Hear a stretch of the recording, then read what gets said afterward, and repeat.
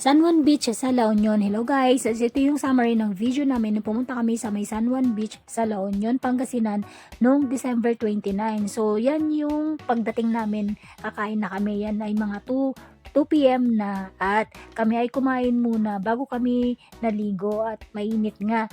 So yung cottage namin ay worth 1,000 pesos. Napakamahal kasi nga holiday. So maraming tao yung pumasyal dyan at inaabangan nga yung sunset.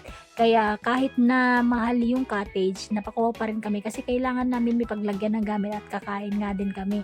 Ayan o, yung pamangkin ko naglalaro. So, 6 kami, 3 bata, tapos 3 din na matanda. Ayan o, yung mga kasama ko, si ate, tapos yung 2 pamangkin ko, tapos si mister, at saka yung isang pamangkin ko na maliit.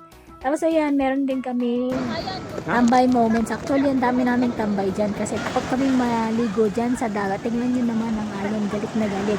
Yung mga oras na yan ay mga 4 p.m. na. So, yung mga kasama ko, napilitan maligo kasi nga first time din or minsan lang din makapunta dyan sa Mindanao Pangasinan. Ayan o. So, si Mr. pala yung nag-video. Video na siya ng video. Tapos ayan, hanggang sa napilitan na rin ako maligo kasi para hindi sayang yung papunta dyan. At sa gilid nga lang kami kasi napakalakas ng agos. Tingnan nyo naman, halos tangayin kami ng agos. Diba? So, kukunti lang yung naliligo at panay nasa gilid nga.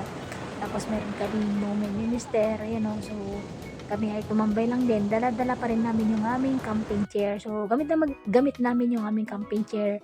At noong mga time na yan, palubog na yung araw. Ayun o, ang ganda ng sunset, di ba? So, tambay-tambay lang.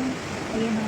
Pakinggan nyo guys yung hampas ng alon sa Dalampasigan.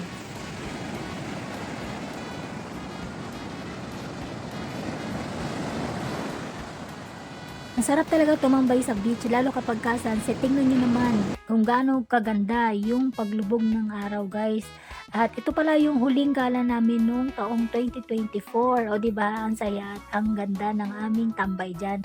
Kayo, saan yung huling gala nyo noong taong 2024?